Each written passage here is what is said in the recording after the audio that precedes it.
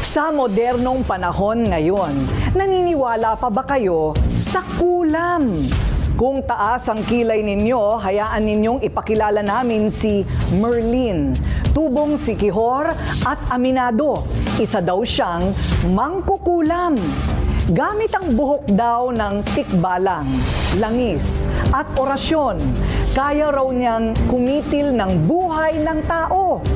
Bakit niya niyakap ang gawain ng mga alagad ng dilim at piniling maging kasangkapan ng paghihiganti ng iba sa kapwa-tao? Narito ang nakakikilabot na kwento ng isang kumpisal ng mangkukulam. Ang kanilang kaluluwa sinusunog na sa impyerno dahil sa mga gawaing kahindik-hindik sa kapwa.